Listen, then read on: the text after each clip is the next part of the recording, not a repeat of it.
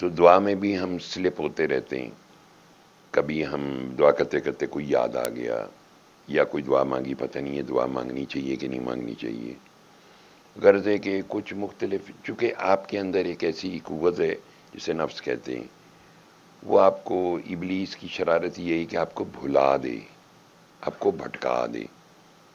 جیسے قرآن پاک میں اللہ جل شانہ نے سورہ کہف میں یہ بات کہی نبی علیہ الصلوۃ والسلام سے کہ جب ہم نے فرشتوں کو حکم دیا کہ آدم علیہ السلام کو سجدہ کرو، تو سب نے سجدہ کیا ماں سوائے ابلیس کے، کہ اس نے ہماری اطاعت نہیں کی اور سرکش ہو گیا.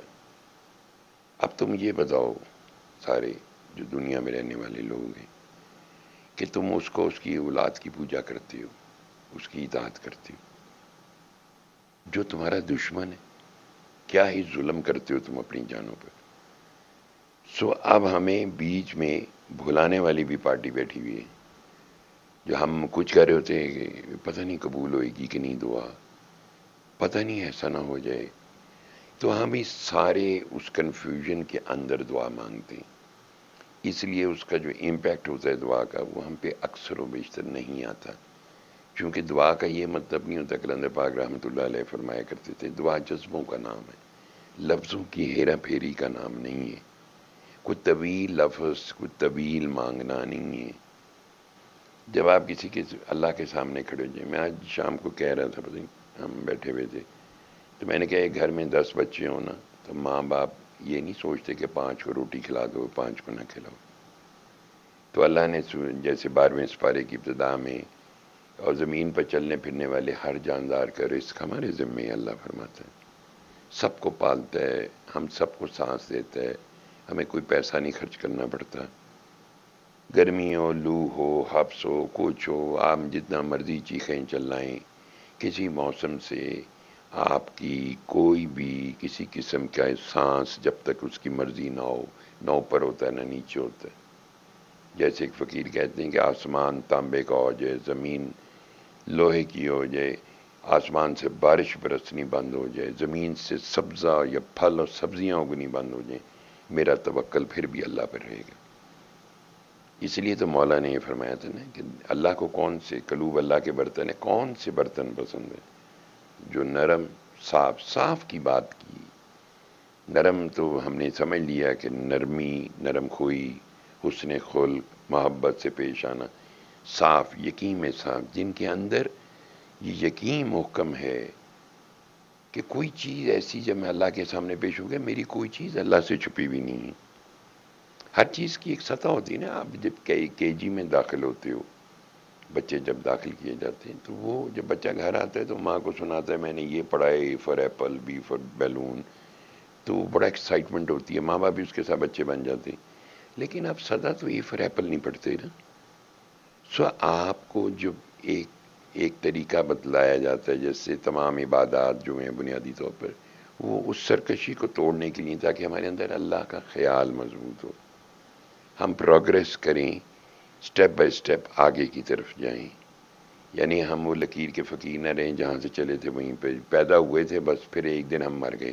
ہمارے بچے تھے، ہم پیچھے جائیدادیں چھوڑ گئے، پیچھے قتل و غارت گری ہو گئی، مقدمے بن گئے، کچہریاں، تھانے.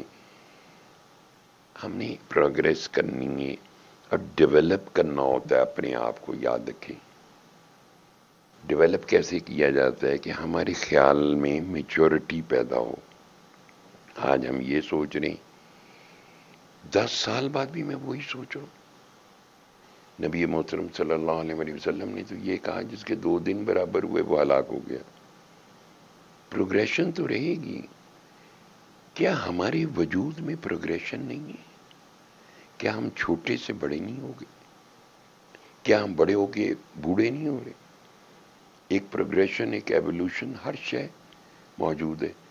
تو اللہ ہماری ضرورتوں کو ہماری گروتھ کے ساتھ ساتھ پورا کرتا ہے. بچہ بھاگ نہیں سکتا 2 سال کا، 25 سال کا لڑکا ہے اسپرنٹر ہوتا ہے، تو اس کی سانسوں کی بحالی، اس کی طاقت، وہ سب کچھ تو اللہ ہی کر رہا ہوتا ہے. سب اللہ کے ہی احسانات ہیں ہم پہ. جب ہم دعا اس طرح کرتے ہیں تو یہ کنفیوزڈ کہ ہم کون سی سطح پہ دعا کر رہے ہیں. ہمیں ہوتا ہے بس آنکھیں بند کریں، آج پوری لسٹ مجھے یاد رکھنی ہے، جب دعا ہوگی تو number 1، number 2، number 3، number 4، number 5، جلدی جلدی جلدی کدھر آنکھ نہ کھلوا دیں۔ اللہ کہتے ہیں کچھ ایسے لوگ ہیں جو ہماری اطاعت کی وجہ سے مانگ نہیں سکتے، ہم انہیں زیادہ دیتے ہیں۔ بھئی مانگنا تو اللہ سے ہی ہے نا، منع تو نہیں کیا گیا اللہ نے، آپ کہیں مانگیں دعائیں، بالکل مانگیں، لیکن اس بے یقینی کے جہنم کے ساتھ کیسے مانگ لیں؟ ہم خود شور نہیں ہیں کہ آیا ہم اللہ کے سامنے، کیا اللہ ہماری دعا سن رہا؟ کیا اللہ نے ہماری دعا کو کنسیڈر کیا؟ جیسے کلندر پاک رحمۃ اللہ علیہ فرمایا کرتے تھے نا کہ تم دعا مانگو وہ تمہاری دعا نہ سنے، وہ رب نہ رہے، لیکن افسوس کہ تمہیں دعا مانگنی نہیں آتی۔ یہ بات میں انہوں نے کہی بات۔ اب جب دعا مانگتے ہیں تو کیا ہوتا ہے؟ اچھا جی بے یقینی کا ہے کہ پتہ نہیں سنی جائے گی۔ میں یہ اکثر سنتا ہوں، مجھے آج ایک کاکی سویڈن سے فون کری تھی، کہتی پتہ نہیں میں نے تو سورہ رحمان 2 دفعہ تھیراپی کر لی ہے، میں نے ہر قسم کی دعائیں کر لی ہیں، لیکن میری تو لگتا ہے کچھ سنتا ہی نہیں اللہ۔